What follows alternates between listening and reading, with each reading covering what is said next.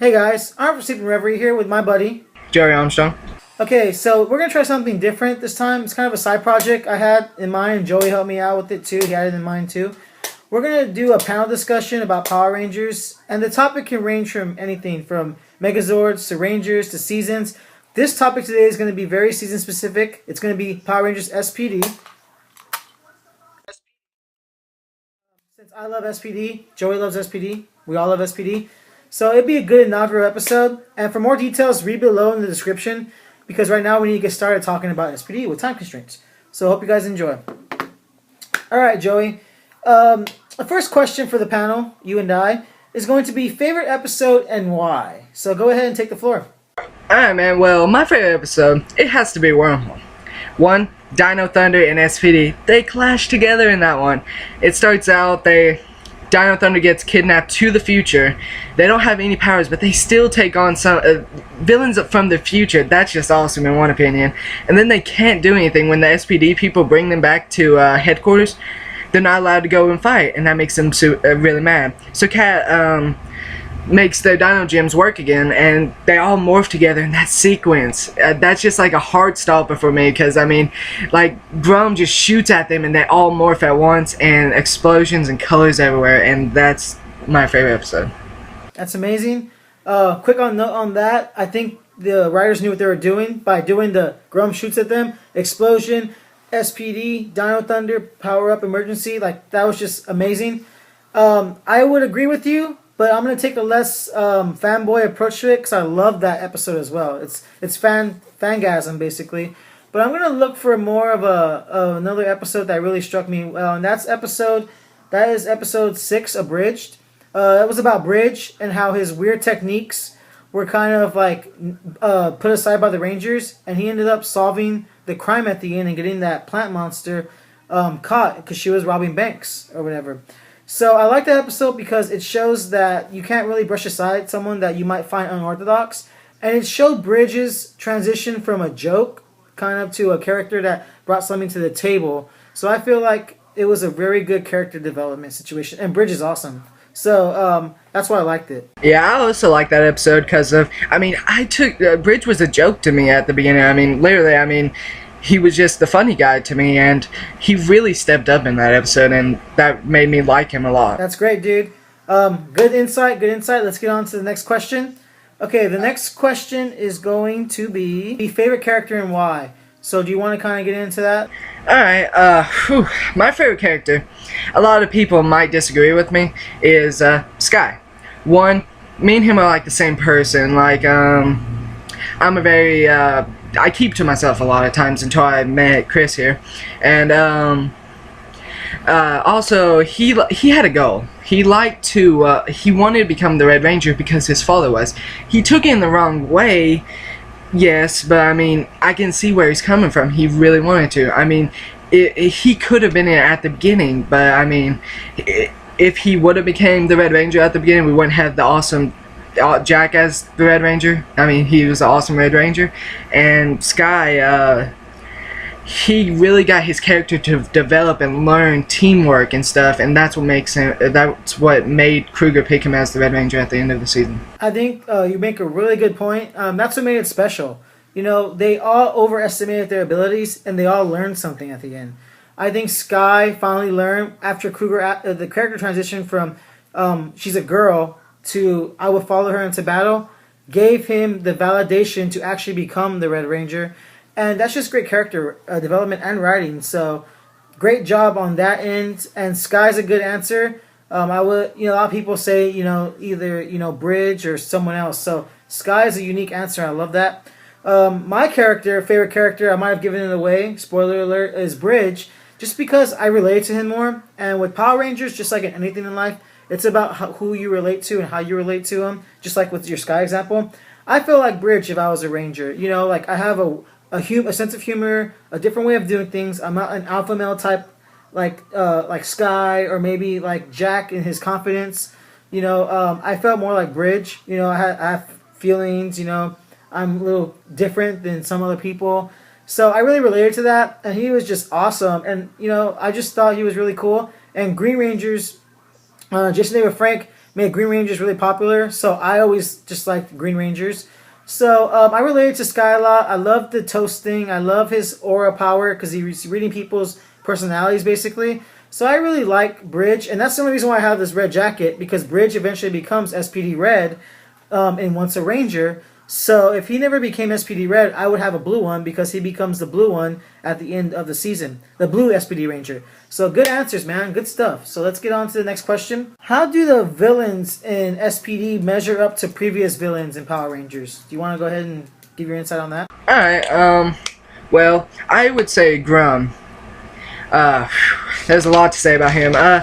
Evil. He really did his part great. I mean, when in cartoons, when people got mad, their faces got really red. His eyes, they got so evil, like it's piercing through you. And he was smart. He was maniacal. He was cunning too. And he wasn't just like a normal enemy to face. He wasn't like Diva Talks, I'm gonna cook you into a pizza to destroy you. No, he wanted them dead. That's classic. That's classic. I concur with you across the board in Grum. The litmus test for villains, for my view, it could be different for anyone. So just bear in mind, it's my view. Is if even though I know I'm watching Power Rangers and I'm an adult and I'm watching Power Rangers, if I get that hint of fear, even as a teenager, I just for a second suspended my disbelief and got that hint of fear from Grum. So I took him seriously, and so that's why he's amazing. And that's in contrast to like Goldar or Rito, who I know weren't main villains, but they were villains nonetheless, who were like joking about body odor all the time.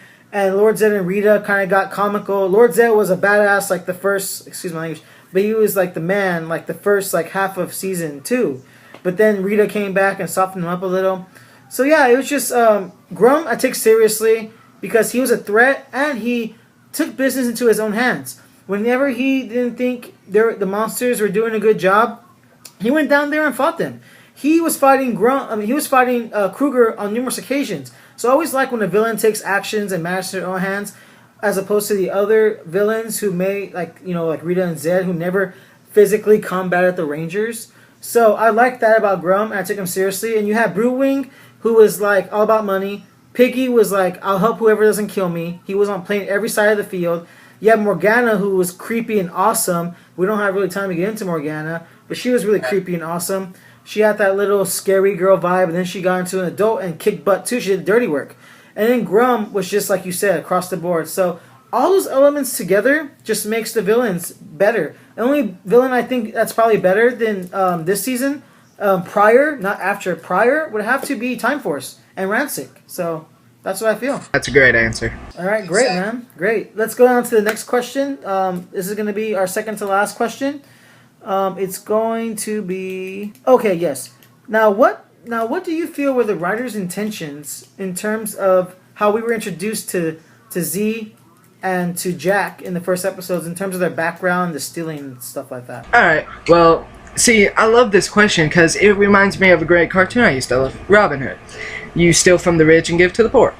Well, I mean, yes, they did that, and I mean, they were doing it for a good cause, and that's what made me like them, but it was also wrong for them to do that. I can see both sides of the story there, and but it really gives Jack a really good perspective to his character. I mean, like, at the end of the series, he like tries to arrest somebody because he thought they were doing the same thing. He wanted to stop them from doing bad things and getting arrested. And she's like, "No, we own this company." And he quits being the Red Ranger and follows his dream. And that's what makes that question a good question. I think that's a great thing. In my view, what I feel like the writers are doing, since the audience is for children, I think they're trying to plant a seed of like the complexity of life to children. Not directly say, this is what you should think, I'm here to raise your kids, but just to subliminally say, okay, you can start off life doing something bad, even if it's a good intention, but you will still, one, have to suffer the consequences of that action, and two, once you pay the price in terms of consequences, you can go back into society as a productive member, and which the consequences was sitting in the cell and the conditions of having to be an SPD Ranger. I mean, just look at RPM. Ziggy and Dylan are perfect examples of the situation. So That's what I feel like they're trying to teach children subliminally, like small scale. Because when you're a child, you think yes, no, gray and white and black, not gray. But I think this might bring into kids' minds like, wow, this is interesting on a small scale, not a big scale. Because the big scale is Power Rangers, explosions, morphs, toys. But the small scale is life can be complicated, and you still have to suffer consequences for your actions, but you can still be a good person after that. That's what I think they're trying to do. Good stuff, man. Now we're on to our final question. We're making great time here. The reason why we don't go more in depth is because of time constraints.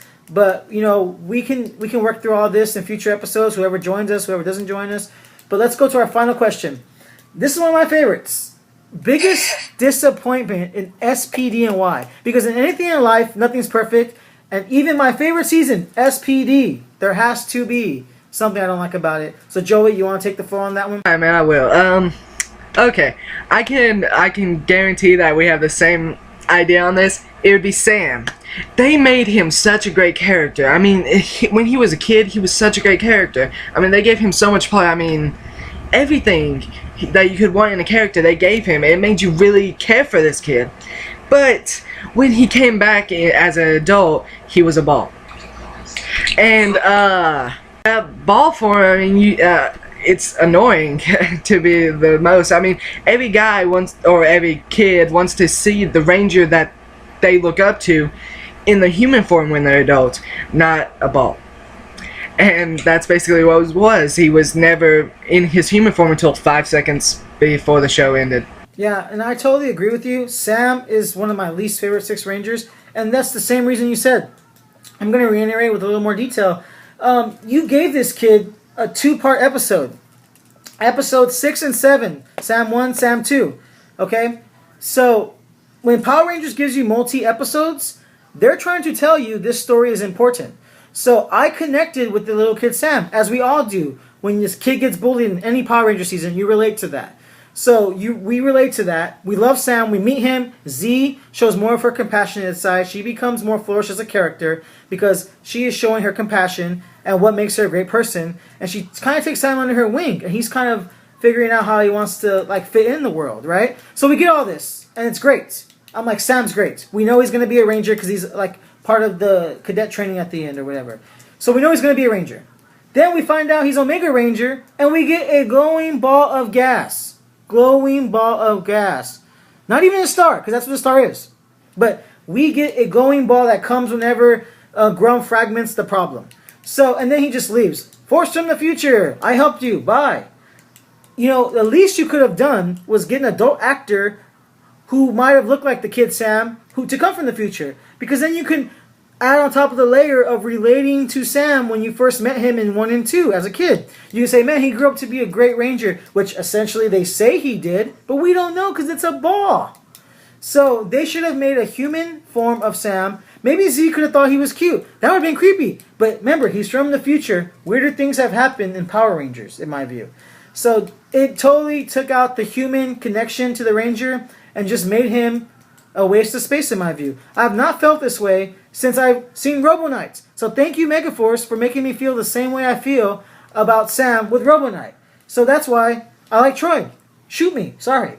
But that's how I feel. All right, cool. Well, you have nothing to add. AFSINREVERIE signing off with my buddy Joey Armstrong. Joey Armstrong. This was our inaugural episode. We would love to go more into detail, but time constraints doesn't allow us to do this.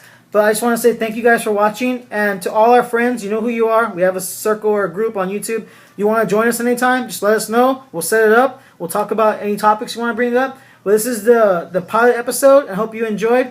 AFSINREVERIE signing out. SPD Emergency with Joey Armstrong. And may the power protect you. Late. Hey guys. It's morphin' time! I was hoping you'd say that. Tiger Zord! Dragon Zord.